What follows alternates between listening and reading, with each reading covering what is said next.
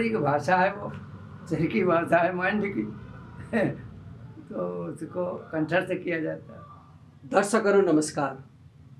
यो दिव्यपुरी टिभीमा आध्यात्मिक भलाकुसारी गर्ने क्रममा दर्शकहरू यो अस्तित्वको इच्छा, यो ईश्वरीय अनुग्रह, आज गौशालामा म एकजना बुवासँग भेट्न आउँदै थिएँ, तर संयोगवश ईश्वरले तानेर एकजना बाटोमा बसिरहनु भएको, यो वेङ्कटेश मन्दिर अगाडि बाटोमा बसिरहनु भएको एकजना बाबासँग म सत्सङ्ग गर्दै थिएँ। यो ईश्वरले चाहेको होला, सायद यो सत्सङ्ग दर्शकहरूले पनि उहाँसँगबाट केही लाभ लिनुहुन्छ भनेर म यो रेकर्ड गरिरहेको छु। उहाँसँग म हिन्दीमा सत्सङ्ग गर्न जाँदैछु। कार्यक्रम में स्वागत करते हैं बाबा जी। आपका परिचय दीजिए ना, बोल दीजिए ना दर्शक को। आपका शुभ नाम क्या है, आपका कितने साल के हैं? मैं रामेश्वर दीक्षित, आयु 93 वर्ष। 93 साल। हाँ, उत्तर प्रदेश, राजधानी लखनऊ, जिला हरदोई जन्म स्थान, और इस समय लखनऊ में निवास कर रहे हैं। इसलिए जो है वहीं से आए हुए हम लोग, यहाँ कथा सुनने आए थे, तो कथा हो रही है। हमारे चचा हैं, उन्होंने आयोजन किया है और इसी में आए हम लोग, कथा सुन रहे हैं दिनों। ये पशुपतिनाथ में आपका पहला भ्रमण है? आप पशुपतिनाथ में पहले भी आए थे? इसके पहले भी आए थे। तब देहरादून से हमको थोड़ा सही निकट मिल जाता है। देहरादून रहते थे, उसमें हरिद्वार में, मथुरा में मेरे हैं 8 साल, तो आया करते थे। आप कैसे ये आध्यात्मिक मार्ग में लगे बाबा? आप ये जो धार्मिक मार्ग में है ना, ये आध्यात्मिक मार्ग में कैसे लगा? आप बचपन से ही लगे? मैं 11 साल से। 11 साल से? कैसे? 11 साल में जन्म हुआ था तब से, और बाकी आज भी कार्यक्रम चल रहा है। और प्रातः स्मरण है हमारा, करीब 1.25 घंटे को वो प्रातः कर लेते हैं। उसके बाद अन्य कार्य जो दैनिक कार्य हैं, दैनिक पाठ वगैरह है, कई हमारे पास कई पाठ हैं, कई मालाएं करते हैं किन के नाम से, तो वो जो है हमारा कल्याण करता है। 11 साल में आप कैसे लगे? वो साधु संत कोई मिला? कैसे प्रभावित हुए आप ये आध्यात्मिक क्षेत्र में? कहाँ? यहाँ नहीं, 11 साल में। आप 11 साल में उम्र में खूब भ्रमण हुआ। जहाँ लोग एक बार नहीं पहुँचे, हमको 11 बार भगवान पहुँचाए। दर्शन और स्थान जैसे जगन्नाथपुरी है, द्वारिकापुरी है, या रामेश्वरम है, यहाँ सब कहीं जो है। और हरिद्वार में तो वहाँ रहते थे, 17 साल रहे। तो ऐसे दर्शन या स्थल कोई बाकी नहीं। और बल्कि थोड़े दिन आर्मी में भी रहे हैं। आर्मी में तो उसमें कर्नाटक तक गए हैं। वही प्रभाव से आर्मी के प्रभाव से गए थे। उससे जाते आते हैं, सब देशों का संपर्क होता है सबसे। और अब शांत हैं, लड़के हैं अपने, सब देखभाल अच्छी करते हैं। दिखावा कुछ नहीं करते भाई। हम जहाँ बैठे हैं जैसे बैठे हैं वैसे सीधे बुद्धू बने बैठे हैं। अपना कोई प्रभाव वाली बात नहीं, कोई बनावटी कुछ नहीं हमसे हो पाता है। बल्कि कोई कभी कभी पूछ देता है। एक अपने रिश्तेदारी में थे, हम जानते नहीं थे रिश्तेदारी में, तो वहाँ बैठ के हम माता जी का पाठ करने लगे, दुर्गा पाठ। तो दुर्गा सप्तशती का उनकी पत्नी यही कहा कि कुछ औरतों के लिए करते हो। हम ये कुछ नहीं जानते हैं, खाली पाठ करते हैं भाई। पाठ करना, सुनना हो, बैठो सुनो। फिर बाद में पता चला कि तो रिश्तेदार हैं वो, ये जो चचा हैं जी, कथा है जिनकी वजह से हो रही। इनका लड़का एक ब्याह उनके यहाँ, उनको पता नहीं था, उनको भी नहीं पता था। हम रात जाते नहीं कहीं, उत्सव में नहीं जाते हैं कहीं।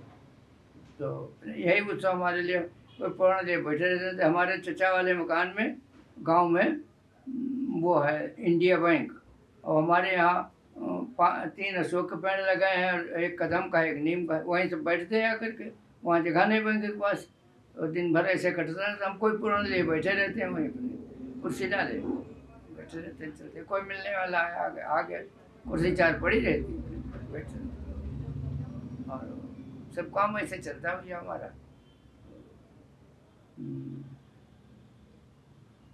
और बताओ क्या इच्छा है? आप दुर्गा माता के भक्त है ना? कैसे दुर्गा माता आराध्य हमारी हुई? आराध्य कैसे आप जुड़ गए दुर्गा माता से? कैसे जुड़ गए आप माँ से? जड़े तो किसी प्रेरणा से देखा, जाते थे वहाँ दर्शन करने विंध्याचल, वहाँ रात में बैठती है एक विद्वानों की कमेटी, उसमें सुना एक दिन ऐसे नहीं कोई किसी से कोई शब्द दब के होगा, तो उसने टोक दिया, फिर उसको उसने फटकारा कहा यहाँ सब विद्वान ही बैठा है और तुम पहले से बोल दी किसी का, यहाँ जो विद्वता की समाज है, तुम मूर्ख बन गए भैया, पढ़े लिखे लगते हो मगर मूर्ख बन गए, तुमको किसी शब्द काटना चाहिए। बाद में समझा देते तो फिर क्षमा मांगा उन्होंने, किसी ने कहा नहीं मगर उन्होंने क्षमा हाथ जोड़ के चारों तरफ फूल है, वहाँ जाते थे वो पड़ गई आदत, फिर वही से चलने लगा। आपका कोई अनुभूति है, दिव्य अनुभूति, वो ध्यान करते हुए साधना करते हुए वो माँ के साथ, आपका बता दीजिए ना, कुछ संत के साथ? संत जहाँ जाते हैं वहीं सत्संग हो जाता है, और आप तो नहीं चल पाते हैं कहीं, तो लखनऊ में रहते हैं या गांव में रहते हैं। वो आपने कहा था ना वो देखावटी कुछ नहीं, अब तो लोग देखावटी में फंस रहे हैं ना, आप कैसे वो देखावटी चल रहा है ना अब तो ये अध्यात्म के मार्ग में, आपको कैसा लगता है ये देखावटी? दिखावटी में दम्भ होता है, क्या विशेषता थोड़ी। दिखावटी अच्छा भी होता है, न कुछ होने से तो अच्छा है, मगर दिखावा न हो तो ज़्यादा अच्छा है। वो संत मार्ग है, संत मार्ग अपनाना चाहिए। कैसे अपनाना चाहिए? जो सतमार्ग हो, जो हमारा दिखावटी न हो, आडंबर वाला न हो, वही इच्छा। आप तो स्थित प्रज्ञ लगते हैं, स्थित प्रज्ञ स्थिति में लगते हैं आप 93 साल के, अभी जो स्थित प्रज्ञ स्थिति में लगते हैं, ये स्थित प्रज्ञ स्थिति कैसे हो जाए? ऐसे मन तो लगा रहता है, किंतु विघ्न भी पड़ता है, उसको निवारण का कोई यंत्र नहीं, शांत हो जाने के अतिरिक्त, किंतु निवारण किया जाता है। कैसे? उसे मंत्र से। हाँ, मंत्रों का आवाहन करने से भी इनका पूरा प्रभाव नहीं पड़ता, कुछ पढ़ के कुछ शांति मिल जाती है, शांत। और विघ्न पढ़ते हैं जब कुछ भ्रम हो जाता है तभी पढ़ते हैं, भ्रम न हो तो कोई बाधा नहीं पड़ती, भ्रम कुछ हो जाता है। भ्रम मतलब कैसा भ्रम? भ्रम कैसे भी हो, चाहे भ्रांति का हो चाहे क्रांति का हो, कैसा भी भ्रम आ जाता है तो इस साधना के मार्ग में भ्रम क्यों आते हैं बाबा? भ्रम ना आए तो सब साधक हो जाए गृहस्थ कौन बनेगा फिर? गृहस्थ कौन बनेगा? सब साधक हो जाए तो वो तो युग सतयुग है, कृतयुग जिस युग है, कृतयुग सब योगी विज्ञानी करे ध्यान तरह भव प्राणी, त्रेता विविध यज्ञ नर कर रही, हरि समर्प कर्म भव तरह, द्वापर कर पद पद पूजा, नर भव तरह उपाय न दूजा, कलयुग केवल नाम आधारा। या गीता में भी कह दिया भगवान कहने यज्ञानां जप यज्ञोस्मि अस्थावराणां हिमालय। आप तो गृहस्थी लगते हैं ना, गृहस्थी है ना, ये गृहस्थी लोग कैसे साधन करे? गृहस्थ लोग भी साधन कर सकते हैं। कैसे? साधन समय निकालने पर हो जाता है, और कोई दोस्त तो होता नहीं, समय देना पड़ेगा, कुछ सत्संग जरूर हो प्राप्त, सत्संग जरूर, ऐसा प्रयास करते रहें जीवन में, सत्संग कभी बहिर्मुख ना होना पड़े, कल्याण बना रहता है, परिवार का भी लोक परलोक दोनों का कल्याण, इसमें कोई नई बात नहीं। और आप तो महात्माओं के साथ में रहते हैं, सेवा भी करते हैं, आपके लिए सब परिपूर्ण है। आप स्वयं जो है लाभान्वित कर रहे हैं और समाज को भी लाभान्वित कर रहे हैं। इससे बड़ा और उपकार क्या हो सकता है? इससे बड़ा और कोई धन है? और कोई सोना, अष्टधातुओं में सोना सर्वोपरि होता है, किंतु क्या इससे उस सोने से अधिक सोना है? वो सोना तो क्षणिक है, जीवन तक है ज़्यादा से ज़्यादा, अगर जिसे प्राप्त हो गया। अब ये तो लोक परलोक दोनों, इस लोक में यहाँ भी लाभ हुआ, वहाँ भी लाभ। फिर भी परीक्षा आता है ना बाबा, लोग परीक्षा आता है, जीवन में परीक्षा आते हैं। गृहस्थी लोग को तो माता पिता बाल बच्चा है, उसको पढ़ा लिखाना पड़ेगा, रोजी रोटी का समस्या है, भौतिकता में जाना पड़ेगा, माथा फेड़ा करना पड़ेगा, झूठ बोलना पड़ेगा, कैसे धर्म करेंगे? तो हम विचार करना पड़ता है, एक लाइन पकड़ के नहीं। यहाँ असत्य बोलने का समय आए तो थोड़ा विचार है, क्या इससे कोई लाभ हो सकता है? नहीं होता है। और 1000 एक झूठ को 100 बार बोला जाए तो क्या सत्य हो जाता है? नहीं हो। तो बेहतर है उसका बोलना। विदेशी लोग ठीक हैं, वो अपराध करते हैं तो अपराधी बन जाते हैं, मान लेते हैं। हमारे यहाँ कोई मानता नहीं मानते। तो वो हमसे अच्छे सच्चे हैं कि अपराध है भाई, दंड दो, राजदंड है जो कुछ, और हम फिर उससे निपटेंगे। या जो अपराध किया तो भोग मिले। वो अपराधी इनकार नहीं करते, हमने नहीं किया। देशों में ऐसा है, यूरोप वगैरह में, पश्चिमी देश इससे इनकार नहीं करते। गृहस्थी लोग भगवत प्राप्ति कर सकेंगे? भगवत प्राप्ति कर सकेंगे गृहस्थी लोग? कर सकेंगे, पर साधना तो बनी रहनी चाहिए। साधना में कोई व्यवधान पड़े तो उसको टालो, किसी भी प्रकार टालो, किसी भी श्रम द्वारा, परिश्रम द्वारा, किसी से सहायता लेकर के भी उसको टाला जाए, किंतु उससे विमुख न हो जाए। सत्संग से नहीं विमुख। सत्संग और भजन, भजन सच्चा सोना है, बाकी सब असत्य ही है, कुछ और सच नहीं है। लोग तो बहुत पहले से ही ना ये मठ मंदिर भी जाएंगे, भजन कीर्तन भी कर रहे हैं, सत्संग भी कर रहे हैं, फिर भी लोग तो प्रसन्न नहीं है ना। उनका परिवार भी बिखर रहा है, उनका मित्र आत्म सुखी भी नहीं है। क्या हो रहा है ये? हो नहीं रहा है। देखिए, जब तक साधना जैसे से ढकी हुई है तब तक ये दुर्लभ लग रहा है। जब ये ज्ञान निर्मल हो जाता है, विशुद्ध हो जाता है, तब इसमें साधने को कुछ नहीं रह जाता। तब केवल इसका संग्रह करना ही सर्वोत्तम लाभ है। सत्संग का संग्रह करना ही सबको ही मिलता भी नहीं। जिसके उसकी कृपा हो जाए, अगर जरा सी कृपा हो जाए तो बात बन जाए, मगर नहीं हो पाती, तब तक कठिन लगता है। बिनु हरि कृपा कुछ नहीं होता। तो राम में ही आराम है। राम नाम में ही आराम है आपको। लोग कबीर ने तो ऐसा गाया ही है, और वेदों ने इसको अपने भांति भांति घनिष्ठ से गाया है, किंतु पार नहीं पाया। गोस्वामी जी भी लिखते, भुसुंडी जी भी कहते हैं, तुम्हें आदि खग मत्स्यक प्रेरणता, न भुबड़ा नहीं पाव हिनता। तुमसे लगा कि मच्छर तक आकाश को कोई अंत पाया? तुम तो भगवान के पार्षद हो, वाहन हो, तो तुम क्या इसका अंत कभी लगा सके? 90 साल के आपका कोई इच्छा है? अभी कोई इच्छा है आपका ये इस जीवन में? अब इच्छाओं की पूर्ति कर देते हैं। ब्राह्मण का धन है सर्वोत्तम। जैसे राजनीतिक महान विशारद चाणक्य कहता है, असंतुष्टा द्विजा नष्टा। असंतुष्टा द्विजा नष्टा, संतुष्टाच महीभृता, सलज्जा गणिका नष्टो, निर्लज्जाच कुलांगला। असंतोषी ब्राह्मण हो तो नष्ट हो गया, फिर वो अपने धर्म से गिर जाता है। ऐसे ही राजा अगर संतोषी हो गया, राजा संतोष करके बैठ जाए, सीमाएं दबा लेंगे शत्रु, और गणिका नर्तकी लज्जा करके बैठ जाए तो भूखों मर जाएगी।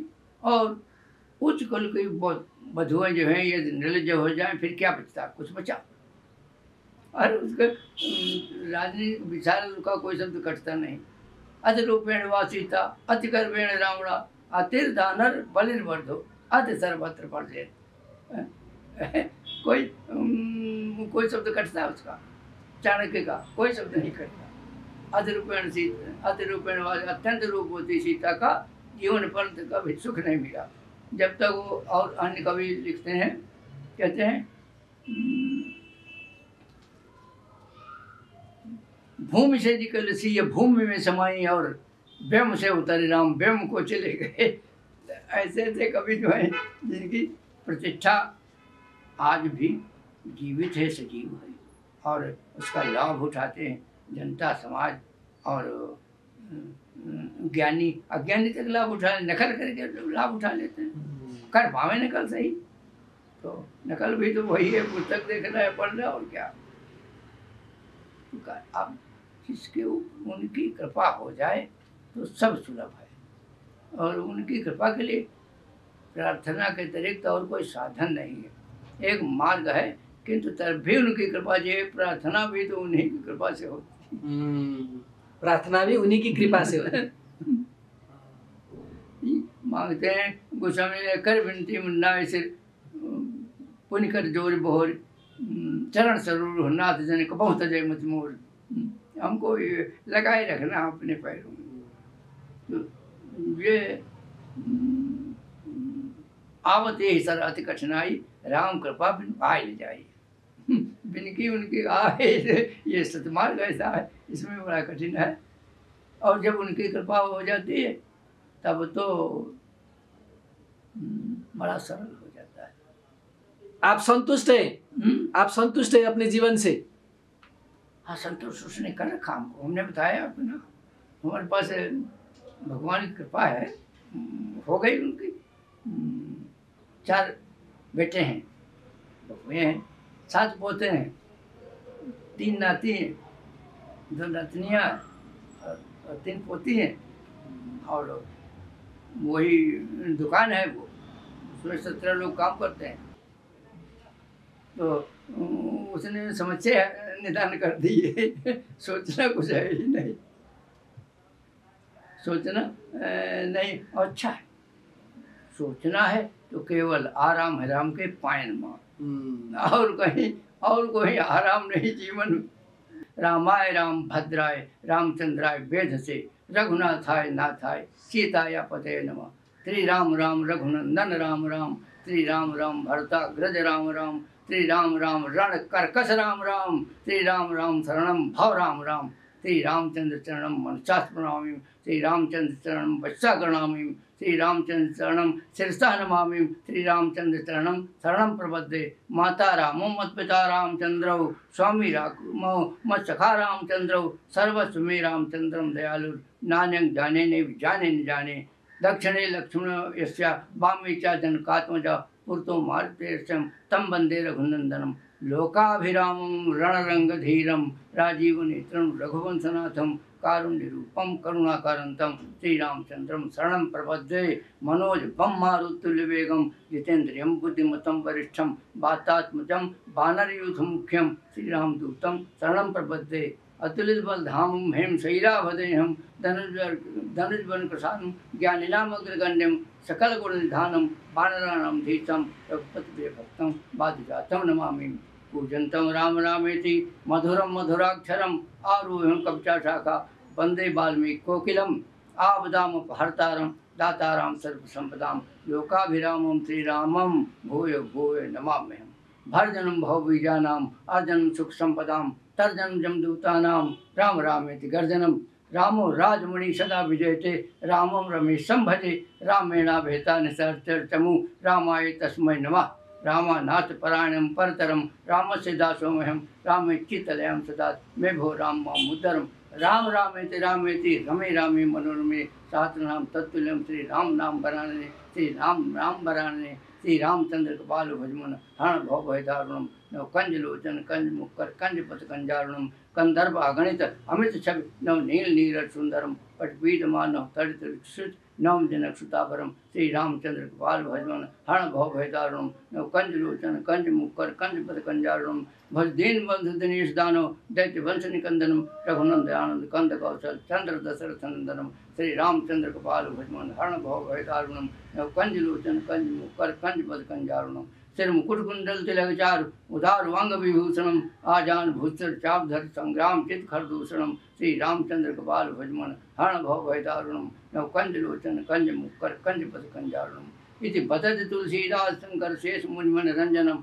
मम हृदय कुंज निवास कुरु कामाज खल्दल गंजनम जय जन कामाज खल्दल गंजनम श्री रामचंद्र कृपाल भजमन हरण भव भयदारुणम नव कंज लोचन कंज मुक्कर कंज पद कंजारुणम जय जनक नंदन जगत बंदन जन जानकी रघुवीर नयन चकोर चंदन वल्लभा प्राण की तब कंठ पद मकरंद सेवित जोगी जनमन अल की कई पान की नत नान है निर्वाण सुखान थे सुखमान मंगल दान ज्ञान शरण जात हैं तब नाथ सब सुख साथ करे तही हाथ रेज विगात हैं ब्रह्माद सिर सनकाद सुरपति आदि निज उभा कहीं तव कृपा नयन कटाक चितवन दिवस निश भिला कहीं जय जनक नंदन जगत बंदन जन नंदन जानकी रघुवीर नयन चकोर चंदन वल्लभा प्राण की तन पाए तुम्हें बिहाय जन्म माना नहीं दे वहीं हतभाग तुरतर त्याग करे अनुराग रेण से वहीं जय जनक नंदन जगत बंदन जन नंदन जानकी रघुवीर नयन चकोर चंदन वल्लभा प्राण की यह आस रघुवरदास की सुखराज पूर्ण कीजिए निज चरण कमल स्नेह जनक विदेह जावर दीजिए जय जनक नंदन जगत बंदन जन नंदन जानकी रघुवीर नयन चकोर चंदन वल्लभा प्राण की मन जाहे राज मिले शोभर साहज सुंदर सावरो करुणा निधान सुदानशील स्नेह जानत रावरो श्री रामचंद्र कपाल भजमन हरण भव भयदारुणम नव कंज लोचन कंज मुक्कर कंज पद कंजारुणम ए भांति गौर श्री सुनस्य चैत हे हर्षितली तुलसी भवानी पूज पुन पुन मुदित मन मंदिर चली जानी गौर अनुकूल श्री हे हर्षन जात कर मंजुल मंगल मूल बाम मंग फरकन लगे हे राम पुरुषोत्तमा नर हरे नारायणा केशवा गोविंदा गरुणध्वजा गुणधे दामोदर माधवा हे कृष्ण कमलापते जदपते सीतापते त्रिपते वैकुंठाधिपते चराचरपते लक्ष्मीपते पाहि माम आदौ राम तपोवनादि गमनम हत्वा मृगा कांचनम वैदेहिरणम जटायुमरणम सुग्रीव संभाषणम बाली निग्रहणम समुद्र तरणम लंकापुरी दाहनम पश्चात रावण कुंभकर्ण हननम एतत् रामायणम देवितं भक्ति सर्वे सर्वकार्य विधायिनी कलौ क्या सिद्धार्थं उपायांग बृहयतनता तृणदेवा प्रवक्ष्यामि कलौ सर्वेषु साधनम मया तो वैवस्नेह नाप्याम्बा प्रकाशते ओं ज्ञान नाम चेतांसी देवी भगवती हिता बलादा कृष्ण मोहाय महामाया प्रेक्षति दुर्गे स्मृता हरद बीज मचे जंतौ स्वस्थ स्मृता मतवती शुभांग ददासी दारिद्र दुख भय हारिणिका तदन्या सर्वोपकार करणाय सदार्जिता सर्वमंगल मांगल्ये शिवे सर्वार्थ साधिके शरण्ये त्र्यंबिके गौरी नारायणी नमोस्तुते शरणागता देवता परित्राण परायणे सर्वस्यार्थ हरे देवी नारायणी नमोस्तुते सर्वस्वरूपे सर्वते सर्वशक्ति समन्विते भयभृताय नो देवी दुर्गे देवी नमोस्तुते रोगान शेषान पहास्तुष्टा रुष्टात कामान सकलान भेचान तमाधृताना विपन्नराणा तमाधृताः धृतांग प्रयांति सर्वा बाधा प्रसूनम त्रलोकेश खिलेश्वरी एवमेव त्यागारस मद भैरविनाशनम। थप भिडियोहरूको लागि हाम्रो च्यानल सब्स्क्राइब गर्नुहोस् र छेउमा रहेको बेल आइकन पनि दबाउनुहोस्।